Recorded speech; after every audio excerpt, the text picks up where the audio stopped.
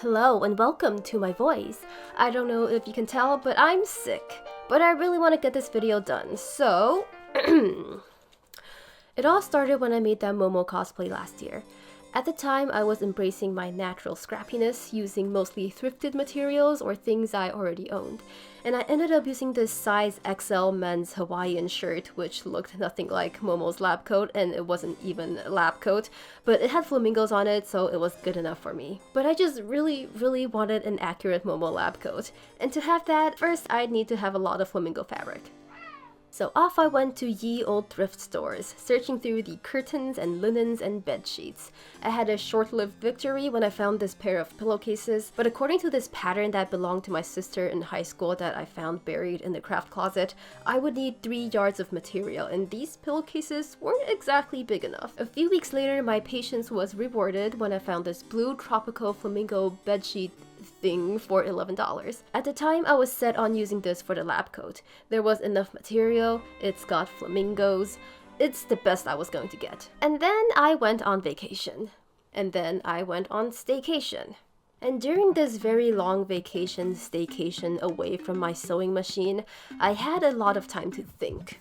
If the goal was to make a more accurate costume, then the bedsheet was close but not exactly on target. The designs were cute but really large and spaced out, which loses the vibe of a patterned Hawaiian shirt. Ideally, the pattern should be denser and include not only flamingos but also monstera leaves and calla lilies. So reluctantly, I started looking into online fabrics, but searched as I may, I could not find a fabric that matched exactly, nor could I find a digital file of the original game design that I could potentially use to create my own custom fabric. And I didn't want to buy a fabric that was close enough, because if I were going to be spending money on 3 yards of material and shipping, then I'd best be getting a fabric that looks exactly like the games. So I did what any normal person would do.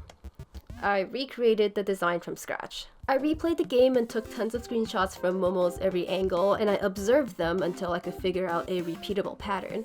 I sketched this out in Photoshop and then, whoa, magic! Yeah, I didn't record the actual drawing process because it took a few days and I didn't think my computer had the memory space for it. But anyway, it was done, and I tested the repeatability by using the offset tool to see how well the drawing tiled.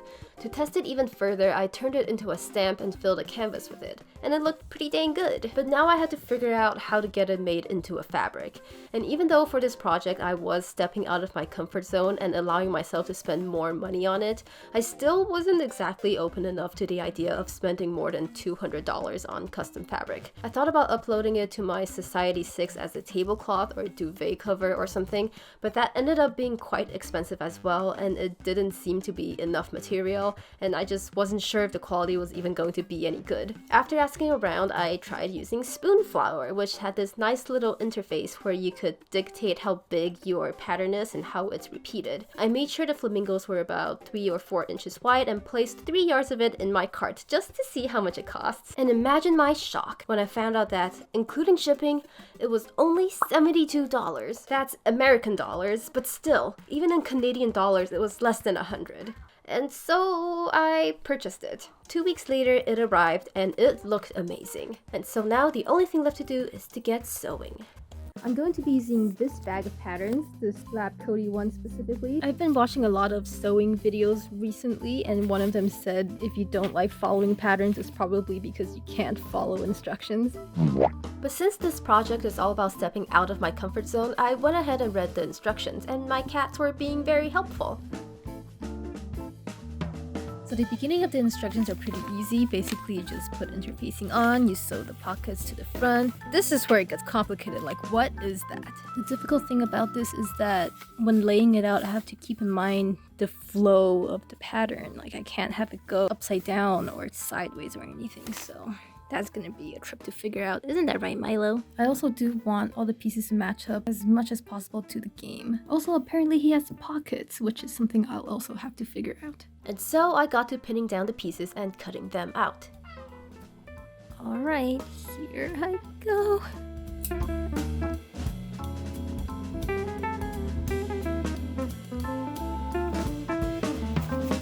The pattern for the collar piece is quite round, as you can see in this picture here. It's rounded. And Momo's collar, hard to see in this photo, it's sharp and it's quite large, so I decided to draw my own piece. So I finally have all the pieces, well, most of them. Sleeves, 2 collar pieces, the 2 inner thingies, the 2 front flaps, and the back flap. Yes, this is upside down on purpose. The only thing left is the pockets, and that's how much fabric I have to work with. But the pockets are gonna be a little different than the one they pictured, because it's just a normal pocket, whereas Momo has flappity flaps. But that's for future Emily to figure out. Today, I'm calling it quits for day 1. It's day 2. Let's figure out the pockets. I drew and cut out some pocket pieces, and this is me discovering all the markings I drew earlier had mysteriously vanished.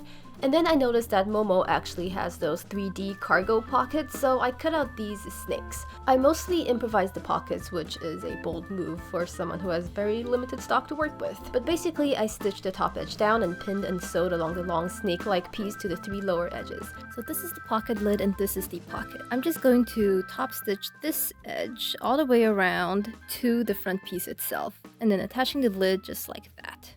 And since all the markings I made the other day all disappeared, I'm gonna have to do them again. I've been very steadily running out of this mint colored thread. Let's hope I have enough just for the pocket top stitching at least. And then I sewed off screen. For my first time making these gusseted pockets, I think it's pretty good. The next step technically should be figuring out the hip pockets, but I've kind of had enough of pockets for now. And that was the end of day 3. Yes, the pockets took 2 days because I was busy hanging out and watching Dune.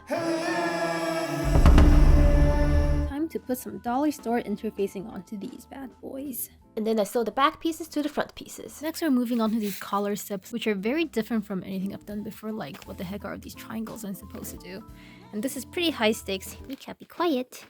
This is pretty high stakes because I don't have enough fabric to make another collar if I mess this up. So, wish me luck, Mika.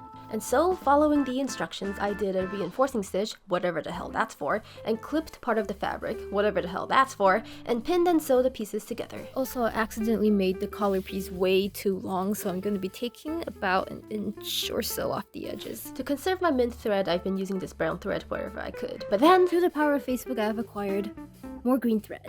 So here we have the collar piece all top stitched, looking nice and crisp. Still don't know what this hole is for. I guess we're about to find out. And then I sewed the collar to the shirt pieces.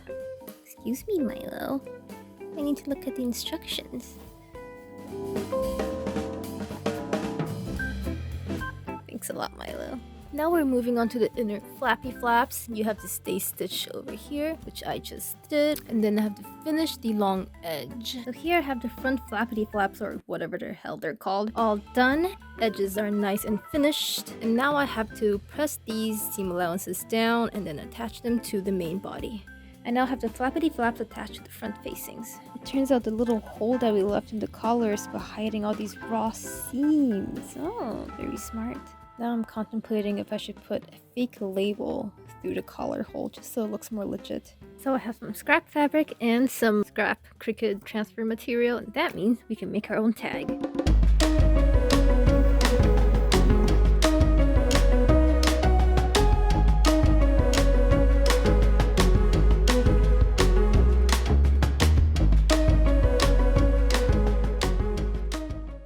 So I've sewed it into a little loop and I'm going to pin it. Oh, hey Milo. Anyways, I was saying pin in the middle of this collar hole and then stitch right across here. Doesn't this look so legit?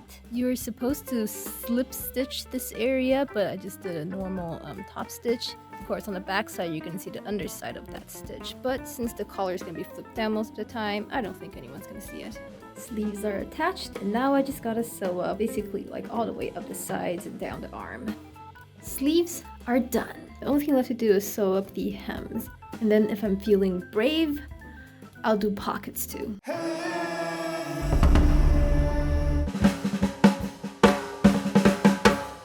Based on this blazer I have deduced that it is possible to have a pocket just cut straight into the fabric. Now I just need to watch some tutorials about it.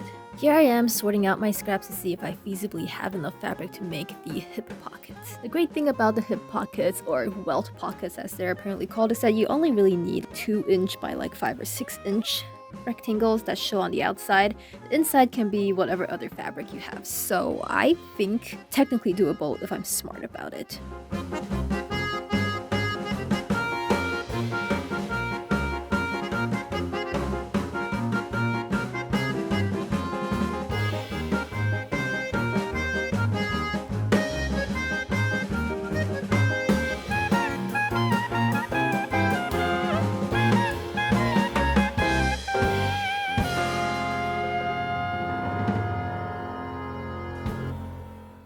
Anyway, this is how much fabric I was left with.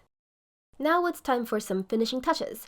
I hemmed the bottom using some green ribbon, attached these cute little pink fasteners to the chest pockets, and then using bits of interfacing and what little was left of my mint thread, I reinforced the corners of these pockets. I also top stitched all along the inner edges of the coat to keep the flappity flaps nice and neat. And that means the costume is done. Now it's time to feast your eyes on the final reveal.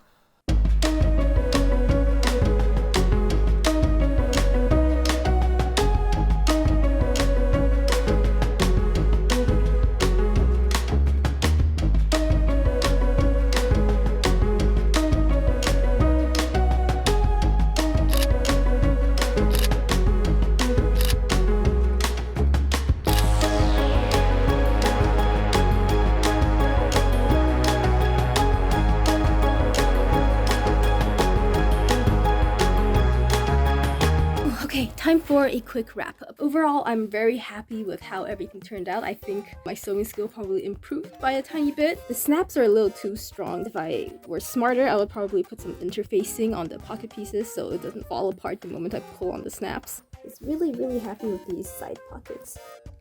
I just noticed something really bad. There's still a pin left in my lab coat. Let me just yoink that out really quick. Also, I'm sick right now, so filming that reveal video is making my sinus hurt. So I'm probably gonna end this here. See you guys next time, and that's probably, hopefully, when I'll be making the helmet. Mika! Mika! By the way, if you're interested in getting this fabric, I will have the repeatable pattern up on my Itch store, so you can upload it to whichever custom fabric printing company you prefer.